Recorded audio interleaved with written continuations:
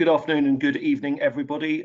Just let you know that the webinar, Job Seeking in Times of Uncertainty, is starting in 5 minutes.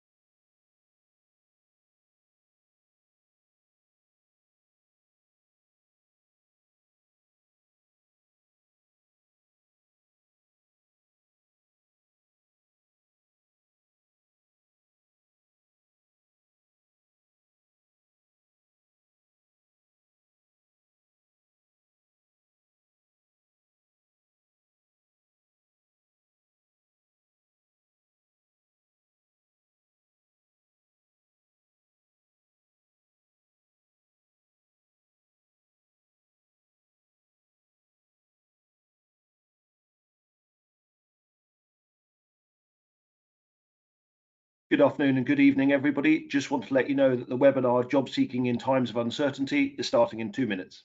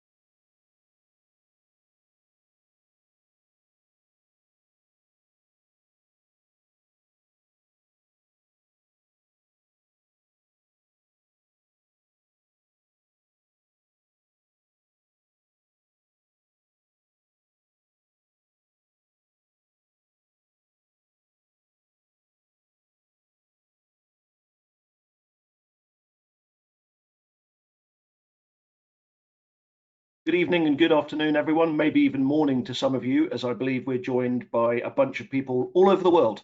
Welcome to the webinar, Job Seeking in Times of Uncertainty. I hope today you can really receive some tips out of how to best do your job search. Unfortunately, I cannot promise any magic bullets.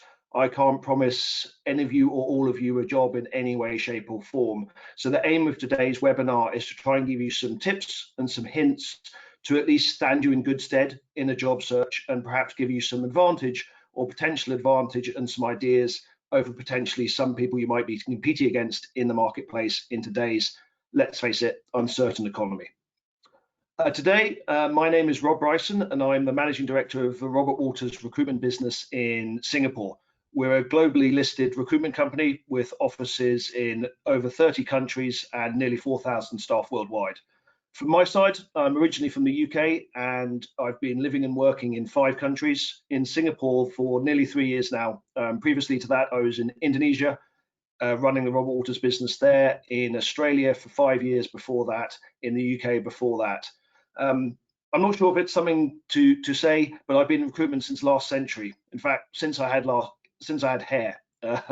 From my point of view, people ask me, why do you still do recruitment after 20 years? And the simple answer is, I still absolutely get a kick out of helping people get jobs and helping employers find talent. It's one of the things that helps motivate me every day and helps me get up every day. And my aim today is not to promote Robert Walters. My aim today is to try and provide some tips to help you and put you in good stead in these current times. I'm also delighted to say I'm joined by Nicholas from LinkedIn. Hi, thank you, Rob. This is Nicholas from LinkedIn. Hope you guys can see me. I'm broadcasting from my room as well. Really happy to be on this webinar today. And I want to share with you that I've been doing customer success for about 10 years now. I've been with LinkedIn for about 2.5 years.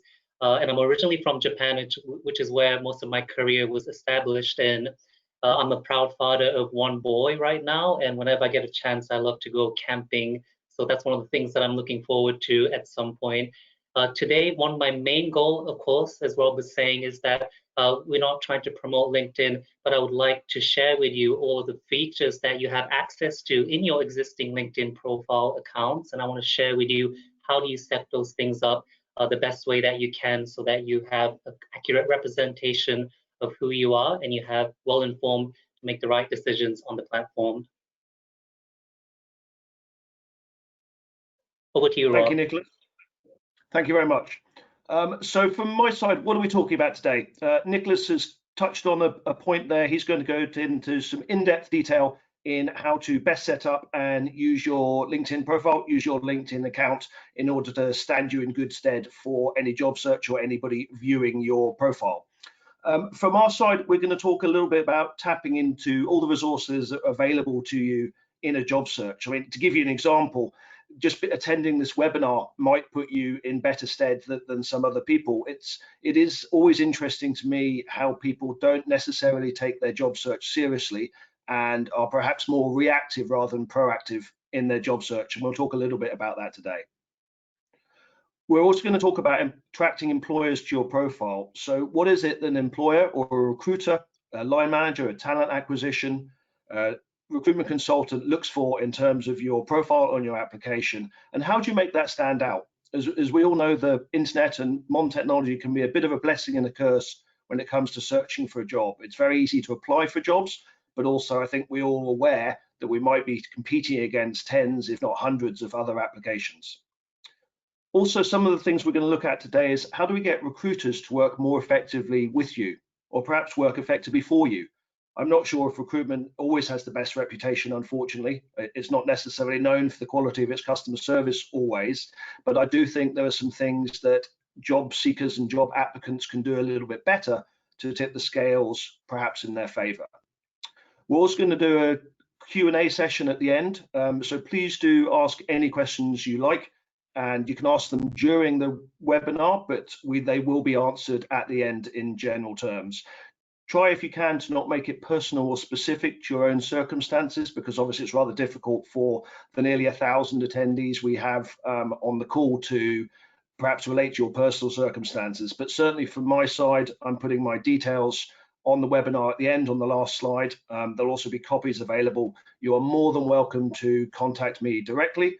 and you're also going to hopefully be receiving personally follow-up information, follow-up recording, and follow-up details from your respective local Robert Walters office, so that if you want to talk about things specifically to your own location, your own country, your own application, and what to do in your personal circumstances, then obviously you can do that. So first up, looking into tapping on all your resources. From my point of view, I think one thing that perhaps is neglected sometimes in job searches is the personal mindset, our own attitude to searching for a job. And that is tough enough at the best of times, let alone now. And I think it's probably fair to say that searching for a job right now is not easy. It's hard, it's difficult, it's going to be frustrating. You're going to be ignored, you're possibly going to get rejected, and you're going to perhaps be downhearted and disappointed on a number of occasions. And it's my job really to say that is okay. It probably isn't personal. It's probably nothing to do with your personal circumstances. It might just be bad luck. It might be poor judgment from the various people out there, whether it be, as I say, talent acquisition, line managers, recruiters, or wherever it happens to be. Okay, it is tough. And right now, if you look across the world, I can only talk in general terms, it's probably safe to say that the general job market is down about 60%, no matter which country you're in. There are hotspots for hiring, and I think that's evident and seen on all social media and newspaper articles and so on, but it is, of course, generally related to particular areas and particular skill sets that some people may or may not have. So first up, please do some research. It's really important. And when I say research, look at the areas in which you want to work, look at the companies you want to work for. And one of the easy things anybody can do is set up Google alerts, for example, on areas where you can get information on companies you're interested in working for or sectors you're interested in finding out about. As mentioned earlier on, it's really important to me that you are proactive on your job search, not reactive. It's how you do stand out from the crowd, and how, if you do some research, it's amazing how many people don't necessarily read the business press even anymore or are aware of the local economic environment. You will stand out. Also, when I say do your research, I mean use your networks. So if, for example, you look at the average person, we've all got essentially three networks in the modern world. The obvious one, your friends and family, and direct acquaintances. Everybody pretty much uses those to some extent when they're looking for a job. Then the next piece of the contact puzzle, if you like, your network puzzle, is colleagues, whether they be current or ex-colleagues. And I do think people tend to use those to some extent as well. Perhaps, again, asking them for help rather than perhaps necessarily being proactive and saying, how can I help you, which we'll come on to in a minute. However, the third part is an area I think is a little bit neglected, and that is the professional networking environment that exists. Many of us right now are stuck at home. You can see I'm in my spare room right now, and many of us have time through the internet, through social media, whatever it happens to be, to connect with professional groups, to connect with professional bodies, to attend webinars, to join aspirational areas in which you're interested in, where like-minded professionals congregate. And I think it is really, really important to tap into this area. If you're in coding, for example, then tap into all the coding schools and the coding job boards that are around. Join women in coding, join women in tech. If you're an accountant, join accountancy body seminars and webinars and so on. If you're a marketeer, join various marketing seminars, webinars, and so on. It is really important. And also contribute, post comments, actively get involved. Feel free to perhaps even write an article, submit it. All of these things will help stand you out from other people. Job boards, I do think in general terms, it is worth applying for jobs on job boards, even if you don't hear back. However, there are various things that you can do to make your application stand out. I do think it is worth noting that it is more and more prevalent in the modern world for people who have posted on job boards, whether it be recruitment companies or whether it be companies that are doing direct hiring themselves, might well use bots or various automated search engines to screen CVs before they come through to an actual human being. I'm not saying that's a good thing or a bad thing, I'm just saying that's reality.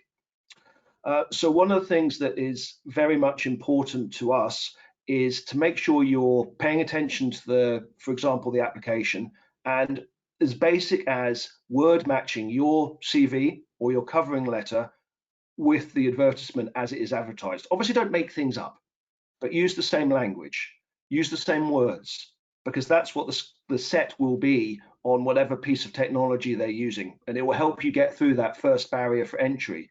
Now, that barrier for entry might be 400 people down to 30, so you're enormously improving your chances if you can get through that stage. Do attend virtual job search events and fairs. Do attend virtual fairs of any sort, if nothing else, to learn about what's going on in your local environment. We'll come on to using recruitment companies more effectively than perhaps people do.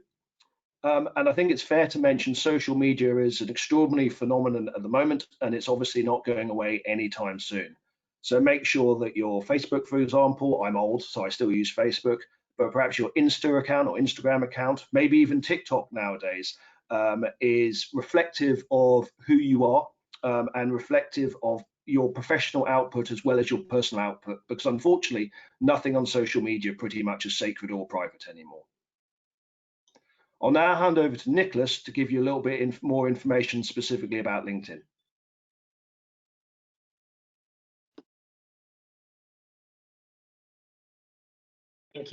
Thank you, Rob. Right. So first of all, I want to make sure that I set the stage right. I'm sure everybody has an understanding of what LinkedIn, but in today's context, what I want to share with you is this is a platform which is a digital landscape which exists of the digital economy, and it's where your digital representation of you as a professional exists. So what we want to focus on today is converting your physical presence that you have, and then make sure that's an accurate representation on the platform. So what do I mean by that? When you think about it, LinkedIn is a platform where, of course, as you may know, millions and millions of profiles exist. Slight maybe delay on the animations here, but you can see that we have tons and tons of profiles. People are registering almost every single second. And there's varying degrees of the quality of those profiles. What we want to try and focus on today is to understand, where do you fit into the whole picture? So before I go into the technicalities of this, I want to ask the audience a question. You do put in the work to create the right first impression, whether it is for a job interview or whether you're working with a recruitment professional, or even if it's just a business environment. There's things that you do in order to create that first impression, because it is an important aspect. Of course, we only have one chance to create that impressions, and we'd always put in our best, such as some of the examples that you can see here of how you would normally go and prepare for a physical meeting. So my question is, you do all these things, you make all these efforts to create an accurate representation of yourself, and of course, in order to create that first impression that you really want to have in person, of course. But when we talk about how do we do that digitally, that's when things start to that's where the gaps tends to come in. So don't worry about it. But the way that we want to look at this is that recruitment professionals or recruiters themselves look through hundreds and thousands of profiles all the time. We need to think of a way to make ourselves stand out from the rest if there's something that you bring to the table that is of value. So I've prepared a quick experiment to try and reiterate this fact. So this is a profile, of course, obviously it's mine, of a very bare bone, basic kind of profile. It's the photo that I used taken with my smartphone in the same room that I'm sitting in right now. And this is kind of the a very bare bone of what you would see normally of a profile. I want to switch over now to the existing one that I'm currently using. I can see that from the get-go, there's significant differences there. I'm not sure if I created the right impression at first, but I'm sure you can see that there's a lot of differences. Some of you may immediately notice what those are. but I'm going to walk you through that because there's really three things that really matter when you're trying to create the best first impression of your digital presence. So number one, on your LinkedIn profile, of course, you see that huge banner that shows up. That is a image banner that is meant to highlight your personality, or in the case you're working as a professional in a company right now, you can always leverage your corporate brand identity. Think about it for a second, because companies spend a lot of money and effort in marketing their corporate presence. There's no issue in you borrowing from that and putting it front and center. Another way to think about it is, again, going back to the first point, it's a way to capture who you are and your personality. If you don't do anything in the background image, what happens is you get to see that blue screen at the back. That's not the best use of a profile. So make sure you have something that you'd like people to see. The second thing I'm sure everybody noticed is actually photos are important. At the end of the day, these are some of the things that people see the moment they open your profile. So why not make sure that you've got something that you're comfortable sharing? This isn't to say the more money or effort you spend on it is good. You don't need to think about maybe going into a studio environment to pay money to take a photo, for example. What I've noticed now is that as long as you have a high enough quality camera, and this might be something that you can use from a smartphone, just use something that is capable of image blur, for example, like blurring the background. That brings your face forward, so it gives a more attention to the eye. You can also, of course, use a very plain background or something, again, that represents corporate identity. It doesn't matter, but the idea here is just to make sure that you're using a high quality image. I don't know if you noticed too, I'm actually wearing the exact same two t-shirts. So my point is, just by changing a few things here, you can change the entire first impression. The last one, which is not so obvious, is the headline. So this is something that is, I think, highly misunderstood about LinkedIn. 90% of people all the time just put their existing job title or where they're working at. So if you saw in the previous slide, what I put there is customer success manager, whereas what I'm putting in here now is what my attention and focus is at the moment as a professional. And of course, that's defining success for recruitment or staffing. So that's the kind of way that you want to actually use this. It's a real game changer in terms of how you can differentiate yourself from the rest, and also give a call to action to why people should read more into your profile. Closing off that section, again, in terms of if headlines are something that are fairly new to you, I've got a few examples, and this will be in the appendix later on when you get the material, and you can have a look at this at your own time.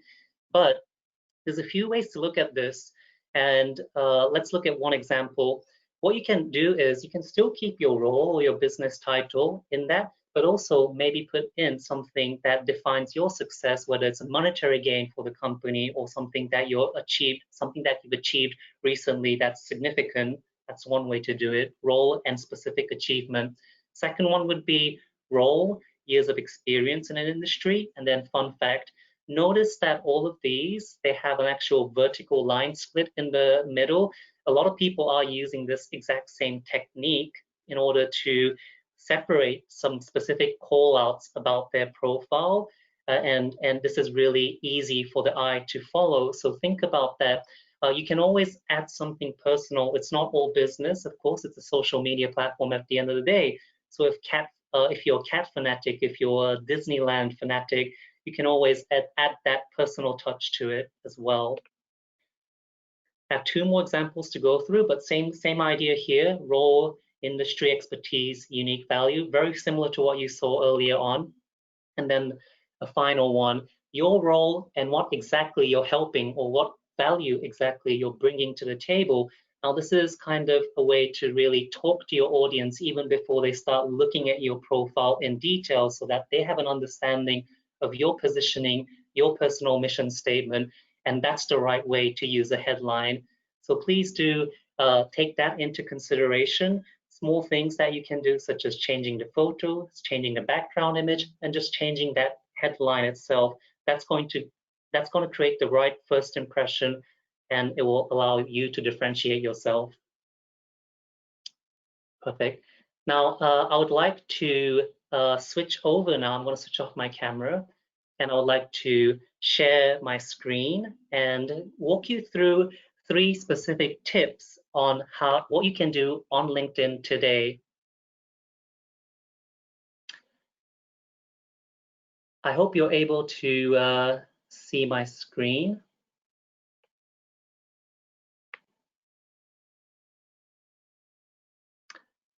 And just to check, I'm sure you can see my LinkedIn screen. Perfect.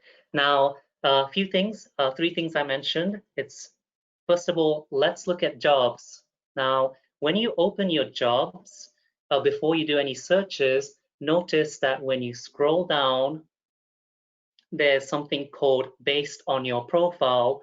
So this is a section within LinkedIn, many of you may be aware, but based on what information you put on your profile, it tries to surface the kind of jobs that are most suitable for you. So make sure you take a look at these, because a lot of them are freshly posted and usually highly accurate to what your experience is. So I'm seeing a lot of things such as customer success manager. Those are the things that I specialize in, so that might attract my attention. One point that I want to highlight here is that if you aren't seeing the kind of posts or jobs promoted to you, then spend some time going back to your profile and think about updating it, because LinkedIn might be reading information that's outdated or not accurate in terms of your qualifications. So use this as a gauge to see how are you surfacing on the platform. The second point I want to highlight, of course, is once you've done your job search, make sure you create a job alert. So I've already created that. I'm going to open one here. You can see that I've got my job alert switched on. So whatever it is that you're currently looking for, it could be based on companies, could be based on experience level, and other such features that you see here in the filters. But once you're happy with what you see, let LinkedIn do the work for you, and then consolidate that information so that you can see that on a regular basis. Now, the other point that I want to share, just going back one more step here, back to the original jobs page, is something that's fairly new. What I want to share is, point your attention to, is something called the interview prep. So this is a fairly new feature and specifically designed for people who are currently seeking jobs. It is a feature, I'm just going to click on it, that is a step-by-step guide that helps you to answer up to 26 commonly asked questions during an interview. So this gives you some ground to practice and make sure that you have ideas and clarity when the time comes to actually speak to an interviewer. There's a few frameworks that are shared here, such as some of the videos that will guide you. I won't go through everything, but please do have a look at that new feature and spend some time going through some of those steps. One last thing on jobs before I move on to the second point is we also have something called the resume builder. Again, this is something that allows you to build your resume. Rob is going to talk about a little bit later on about how to write a really good resume. So once you're comfortable with that, this is one of the areas that allows you to build your resume or your offline resume onto a LinkedIn platform seamlessly. So those are a few steps that I wanted to share. Make sure that you're tracking jobs, and then also making sure that whatever's surfaced to your profile is accurate to the experience and background that you have. The second step that I want to take your attention on is on the settings. Now go to your icon here and go to settings and privacy. So there's a few features on the LinkedIn platform, particularly the job seeking preferences that are set up. And this is designed to work together with the recruitment professionals that have access to this information on your behalf. Now, first of all, we want to take a look at job application settings. once you click on that, you basically have access to your contact information and then also your resume and maybe cover letters and other things that you may want recruiters to know about. So make sure you've had these areas set up. And I'll take a step back, going back to the settings under the job seeking preferences. Our most powerful tool that I can't stress enough is letting recruiters know you're open to opportunities. So this is something, again, it's not visible to anyone else within the LinkedIn network. So don't worry about your current employers being able to see this. This is only made available to recruiters who will be able to narrow down candidates who are hand raising. So definitely switch this on if you are actively seeking for opportunities, to let them know, because this is the way that applicants get higher priorities in terms of communications. This is switched on for up to 6 months if you don't switch it off automatically. So if you did have it on maybe 6 months ago, maybe just have a quick look to see if that setting is still turned on. The last one that I can share with you in terms of settings, of course, is signaling interest. Now, this is something, again, based on your job seeking activities. I'm sure you'll be applying for jobs on platforms like LinkedIn. But the good thing about LinkedIn is that we're able to signal those as interested professionals. So if you have this switched off, now's the time to switch it on. And of course, at the same time, you saw how the job alerts work. Make sure that you've got your job alerts switched on as well, so that you get priority in terms of the consideration. Perfect. Now, so far I've spoken about 2 points. I'll move on to the last one in a bit, but definitely all the things that we've been talking about so far, whether it's about setting up your profile to get the right first impression, whether it's about the job settings or the settings themselves in terms of signaling your interest, all of these things are designed to raise your visibility on the platform. So we spoke about originally, how do you convert your physical presence and your physical interests digitally? These are the specific steps you would want to definitely take in order that there's an accurate representation. The last part that I want to share with you is, let's go back to linkedin.com. And of course, there's a lot of things that I can probably spend time talking about in terms of what you can do to your profile, but spend the time to evaluate your profile. Of course, the top part really counts in terms of the impression that you want to create. But of course, having full and accurate summaries and experiences is definitely a highlight.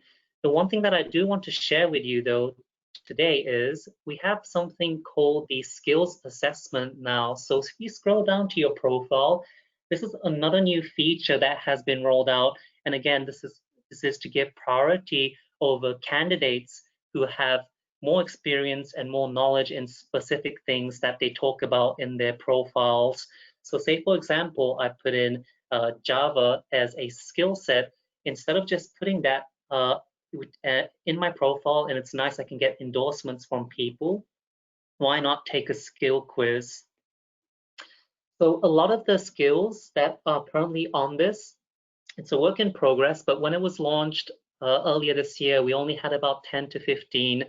We've got a lot more than that now. A lot of them still tend to fit the category of technology at the moment, but definitely if there's something that you see here that is actually in your profile already, definitely take the time. It's a good revision, maybe to keep yourself up to date with the kind of questions that might be coming your way.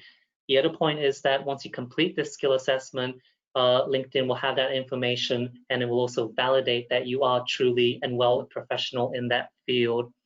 So these are some of the areas that I would want to highlight. So 3 points basically in terms of the jobs, the settings, and also the skills. I'll be happy to take a look into some of the questions coming the way, and then maybe picking that up towards the end. But I'll pass the ball back to Rob now. Thank you.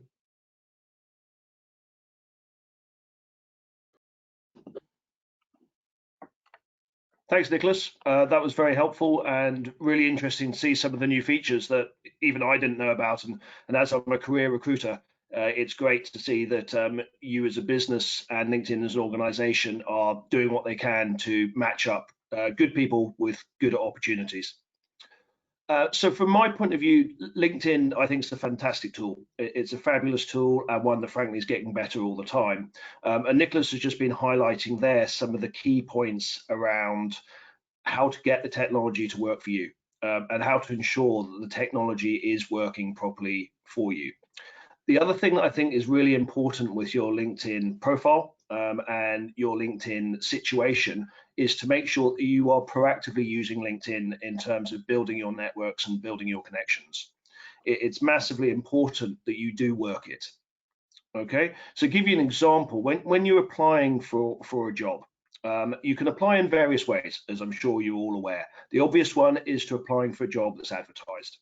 Okay, and that's pretty straightforward, and it's a blessing and a curse, as we've mentioned, because the curse is that it's very easy for everybody to apply, and people do mass applications, and people will set their computers to apply for them even when they're not around, and doesn't even know that the person is applying because they've set so many filters that they are applying for literally hundreds of jobs at a time, and that's not particularly useful for that individual, and it's not particularly useful from the other side when you are potentially receiving thousands of CVs that aren't particularly relevant, because what it means is, unfortunately, good people get missed out.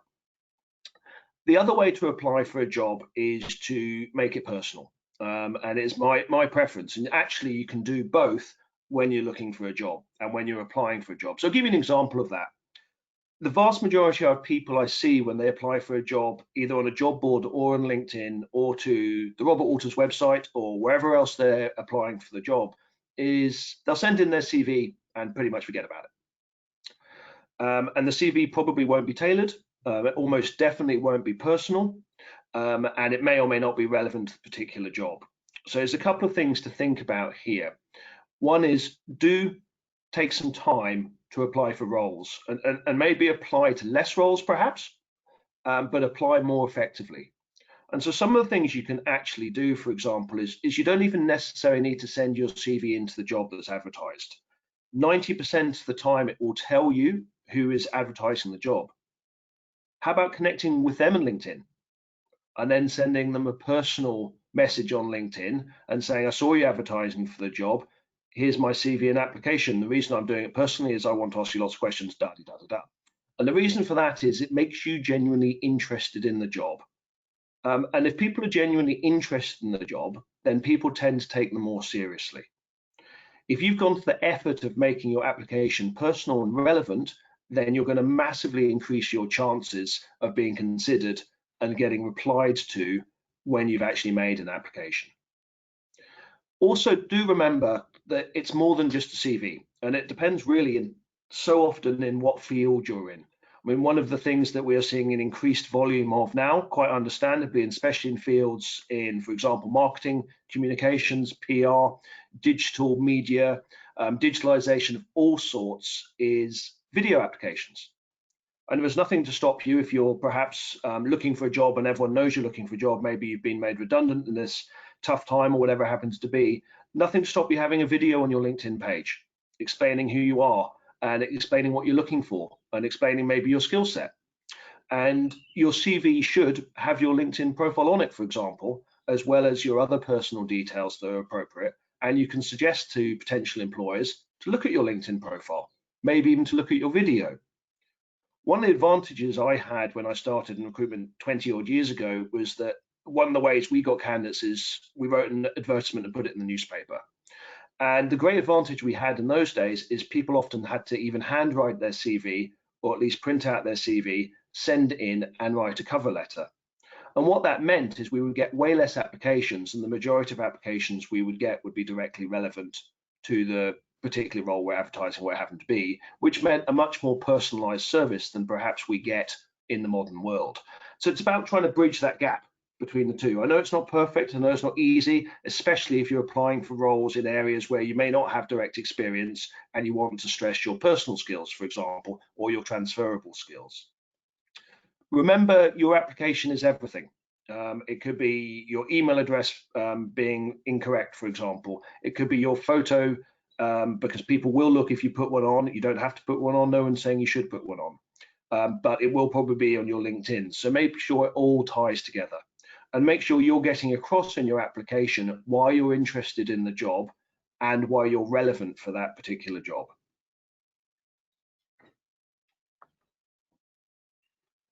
From my perspective, I really would like to see people taking it then a step further. Once you've applied, then stay in contact with that recruiter, that line manager, that recruitment consultant, that talent acquisition person.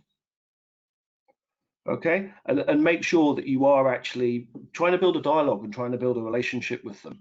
Remember, if they're recruiting for a job, especially if they're a recruiter or talent acquisition team, and you're applying for it, they're probably at some point in the near future or foreseeable future going to be searching for candidates for other jobs of a similar nature.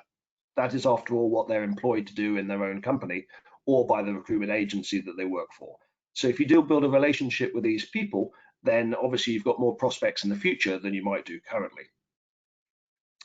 Now, in terms of your CV itself, I think I mentioned beforehand that you do want to tailor your CV for the job. And the easy way of doing that is to make sure, honestly, sounds a little bit simplistic, but it is true. Make sure the words match. Make sure the words match the job description. And I may be doing the recruitment industry a disservice here, but one thing to be aware of is that recruiters, whether they be consultancy recruiters or company recruiters, often are very time poor. And they're often responsible for recruiting multiple number of jobs in different areas, and they may or may not be skilled in the particular areas you're skilled in. And therefore, one of the things they will do, and indeed the bots will do, as I mentioned earlier, is they will look for simplistic matches between your application and the job description. Now, sometimes people will complain about recruiters or talent acquisition, whatever, not necessarily thinking outside the box. And that's a reasonable accusation or comment. But one thing that is important to remember is they are acting under instruction of the company that's doing the hiring or the line manager that's doing the hiring. And they have relatively limited leeway to think outside the box. One of the common mistakes we see on CVs is people talk, quite rightly, by the way, about what they're responsible for. And you should definitely do that. But one thing that is often missing is, are you good at it? Really important to remember that. And what specific achievements are you responsible for? And what have you achieved in your job? I think sometimes people forget that when you're applying for a job, you're not necessarily, or you're not really competing against everybody out there in the job market. You're competing against people with probably very similar backgrounds and skill sets to yourself. You could well be competing against people from your competitors. You might even be competing against people from your own organization for that role, especially in these current times where there has been unfortunate numbers of layoffs from the same company. So what is it you've done, and what makes you stand out? It's relatively easy for salespeople to do. If there's 200 salespeople in the organization and you're in the top 5, then you should say so. Perhaps slightly harder when skill sets maybe can't be quantified in the same way, but do have a think through your own skill set and your own career, and do have both on your LinkedIn profile and your CV what you've achieved and what you've been part of. An easy way sometimes to look at it is, what are you proud of doing? What are you proud of achieving in your career? And I don't really mind if that career is 6 months old or 60 years old. What have you achieved and what are you proud of? A couple of obvious points to finish on this slide. Do make sure your contact information is correct. Do have your LinkedIn profile on there, as I mentioned, and please ensure that there's no typos or grammatical errors in the CV, because obviously it doesn't do your application justice. When working with recruiters, as I touched on earlier, it is really about building a relationship where you can. And I know recruiters aren't perfect on this, and sometimes they're terrible at coming back to you and providing useful and helpful feedback and so on. And that is unfortunate, and I do apologize, if you like, on behalf of the industry for that. But where you have an opportunity, connect and build that relationship. And you can do that through, as I mentioned, LinkedIn. You can obviously do it through email. And if you are building a relationship with recruiters, of whatever they happen to do, then try and form a plan in your job search with whoever that talent acquisition or recruiter is. It might be for a particular company, it might be for a particular area, It might be for a particular sector or whatever it happens to be. So I'll give you an example of that. Which do you think is the most helpful, if you like, from somebody who's looking for a job? The statement, do you have any jobs for me? Which is the one we probably most commonly get. Or is there anything interesting for me out there? And that's fine, and it's relatively common, and it's a completely fair question. Perhaps a better question, however, is, look, I've been following the marketplace recently, and I've noticed these 4 companies have recently opened in Sydney, or they've recently opened in Tokyo, or whatever it happens to be. Do you think they might be hiring? Do you know them? Should I reach out to them directly, or would you like to reach out to them if you know anybody directly on my behalf? These are the 17 companies I really want to work for in Singapore. These are the 30 companies I want to work for in Berlin. And actually name the companies. There was nothing wrong with doing that. And what I mean is going back full circle to what I said at the start of this webinar, which is be proactive, please, rather than reactive. It's not easy. It's not particularly fun necessarily, and you will, unfortunately, reach many blind alleys and cul-de-sacs. But unfortunately, you have to take that on the chin and continue to, if you like, fight the fight to come out victorious in terms of your job search.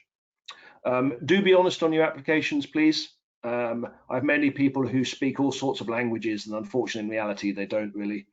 And people who say they're responsible for things when actually they've not been responsible, they may have been part of a team. And the sad thing about that is it actually is doing them a disservice, because people will find out. It's just a question of when. And that will affect your relationship and your application with that organization, of whichever one it happens to be, for the foreseeable future.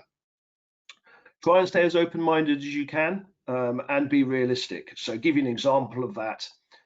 Let's say you're a marketing professional at the moment, and you're working maybe in a generalist marketing role or a brand management role or something like that. There may not be enormous demand across the market for those type of roles, but there's probably demand, or greater demand, for comms roles at the moment, or digital transformation roles, where marketing's moving into the digital field or online for whatever organization it is hiring. So think about your skill set in that way, and adapt it accordingly, and then work with your recruiters without obviously overemphasizing or exaggerating your experience, to try and pick up opportunities in areas where there might be more jobs.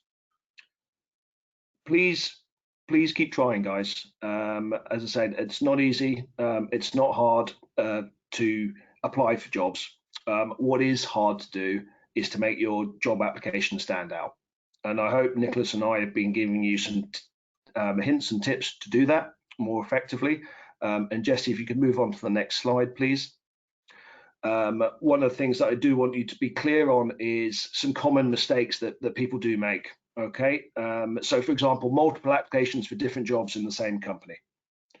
Okay, it is one that we see relatively often, and unfortunately, applying for lots and lots of jobs does not enhance your chance of getting a job. Okay, especially if it's to the same company, because the company will know, and then they'll just start ignoring your application, because it looks like, going back to the points we're making earlier on, you haven't been tailored, you haven't been specific, you're not actually particularly interested in that job or that company, you're just doing a generic application. Similarly speaking, for the next point, if it's just general, it doesn't stand out.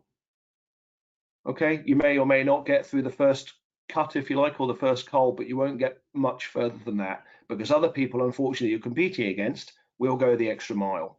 And right now, the extra mile counts for a great deal. In a great job market, probably everybody has opportunities everywhere. But right now, as we know, it's not a great market, so it is about putting in that extra effort to stand out.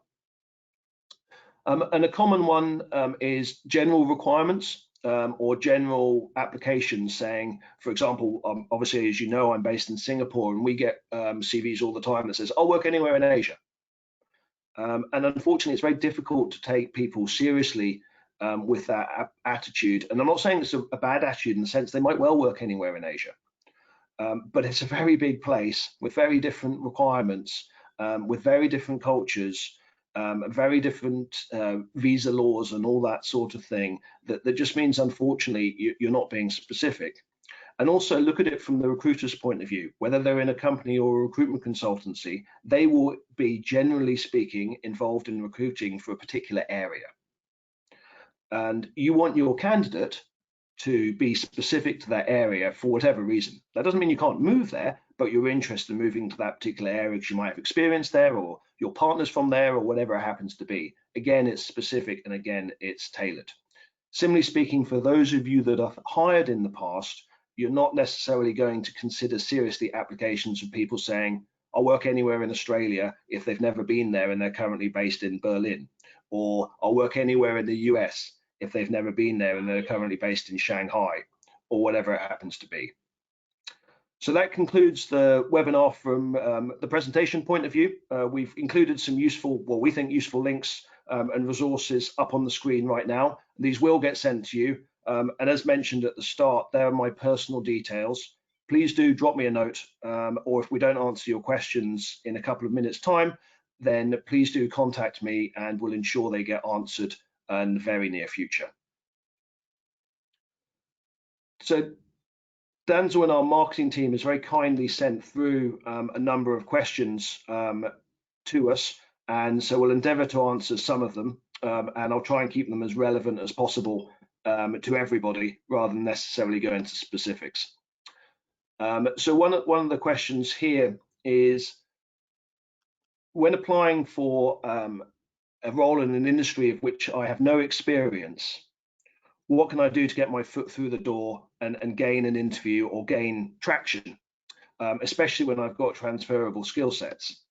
And this is absolutely a common question, and a great question at the moment, when of course some areas of the marketplace, i.e. companies, especially in tech roles or e-commerce roles or whatever it happens to be, are hiring quite heavily, and other areas where they might not be hiring at all. Now, this is a tricky one, and in general terms, Nicholas, please feel free to jump in from your side, it's going to be very difficult to pick up a role or an interview with a direct application for a job. Going back to the reasons we were talking about earlier on, the majority of job advertisements are put up and answered by people who have skill sets in that particular area. So by far the best way here is to build your network, number one, whether that be through LinkedIn or through professional bodies or professional seminars, networks, and so on. Post and comment and build your relationships on your LinkedIn profile so that you can actually talk to people directly.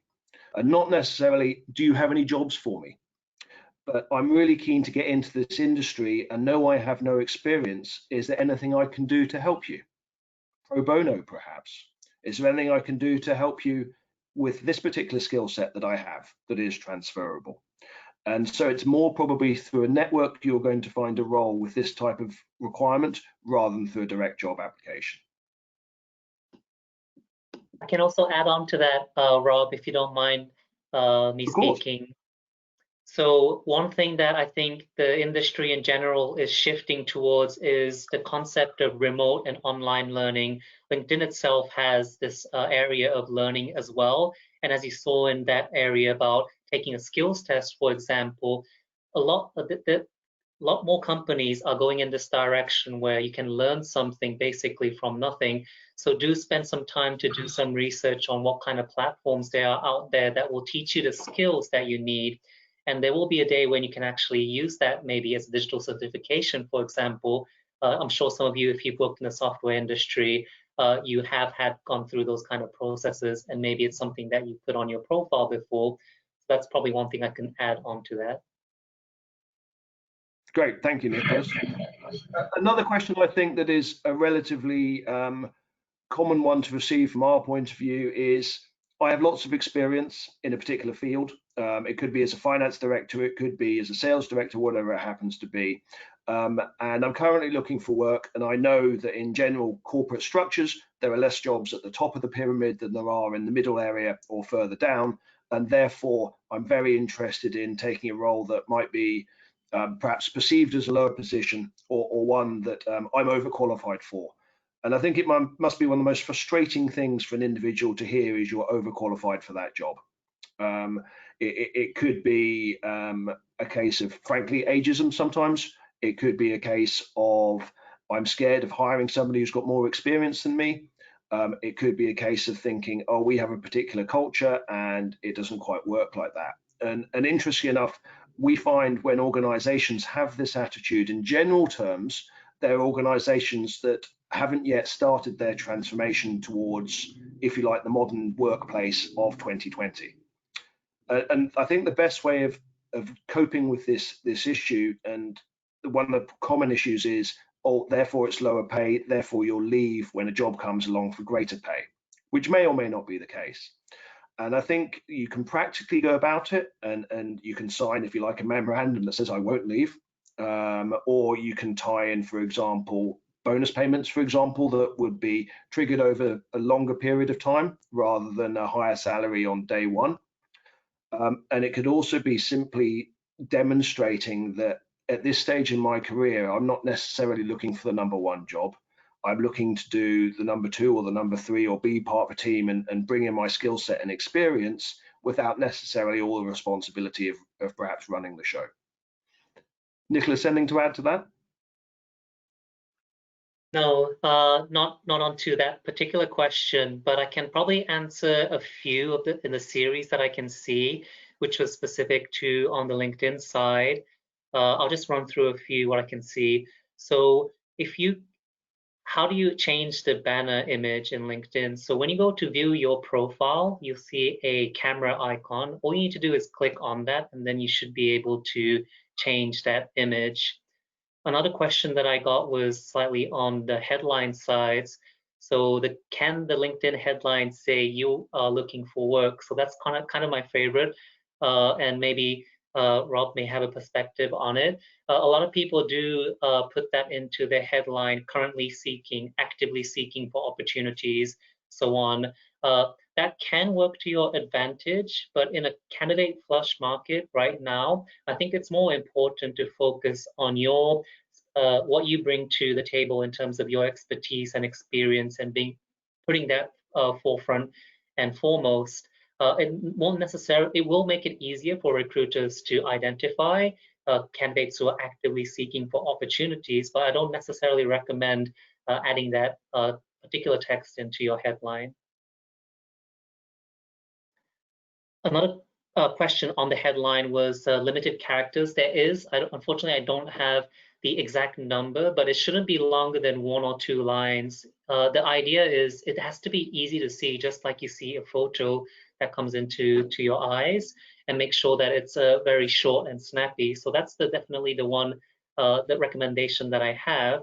Another one is on open to new opportunities. Will your current employer's recruitment department be able to see that feature or that signal that you're sending? I'm happy to say that they won't be. LinkedIn respects your privacy. We understand as long as you're mapped to the organization that you say you're working at, and your peers are as well. Anybody who belongs within that organization, even if they do have what we call a recruiter license, for example, they won't be able to see that. Yep. Sorry, Nicholas. So a couple of other questions that I've got coming up here that are relatively common ones that we see is one, are job titles on your resume important? For example, in this case that I can quote here, senior accountant versus finance business partner.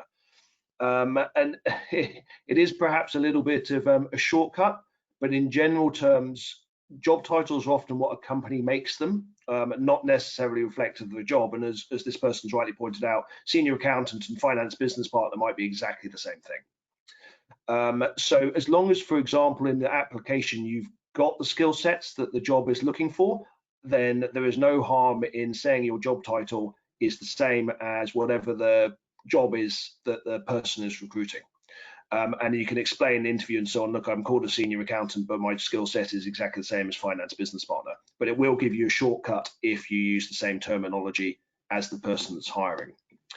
A common one that we've seen historically, where I think there has been some stigma, is people that have been perceived perhaps to job hop, and roles where, for whatever reason, people have moved on from a company perhaps 2 or 3 times or 4 or 5 times within a year or within 2 years, it happens to. as happens to be.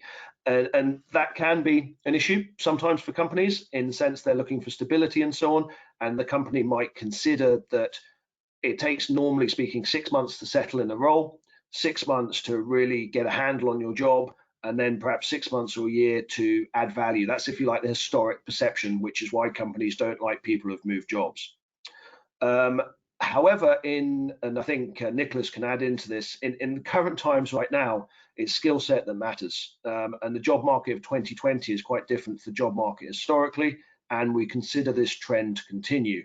So those people that are adaptable and flexible and have different skill sets of working for different companies with different bosses, with different cultures, with different tech systems, and so on, actually can be in enormous demand. And we see quite often people who, for example, been professional contractors, present themselves as a collective of experiences rather than necessarily listing all their jobs. So on your CV, what you can do is you can put various positions, list a couple of them, not necessarily all of them, but then stick to your achievements and your responsibilities in the body of the CV.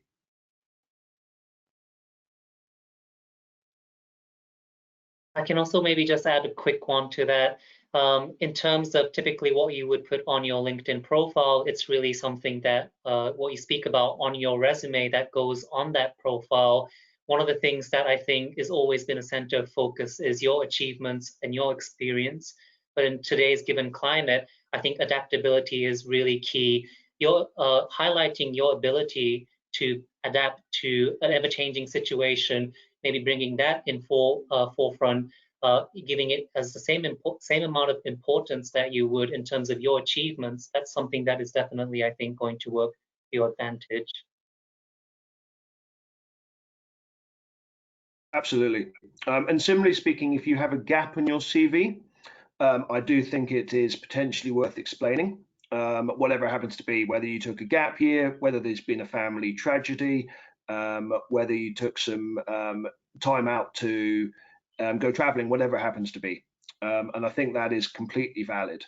But one thing I think is really important to remember in general terms with all these questions is where you're able to build relationships and where you're able to form personal connections with people, whether that be through LinkedIn, other social media, emailing them, writing to them, whatever it happens to be. You can overcome nearly all of these obstacles. It is much harder to overcome these potential obstacles with generic, at a distance applications. And I think it's fair to say that if you can spend the time to really work at building your networks and building your profile, whether it be LinkedIn or professional profile or wherever it happens to be, then you will at least have an opportunity to explain yourself. And that's what it's all about. If you can have a conversation with people, then you've got a great chance of building on these things, whatever it happens to be. If you don't, then perhaps you're never going to get that opportunity. And one thing that's really important is to say to people, look, how can I demonstrate to you that I can add value, rather than just telling people that you can add value. Because that's how most job seekers do it. I can do this, I can do that, I can do everything. What about, what can I do for you? I'd love to be involved and help and so on. What could we do together, whatever it happens to be? And not to a total stranger, because that's slightly odd. It's got to be when there's already some form of connection.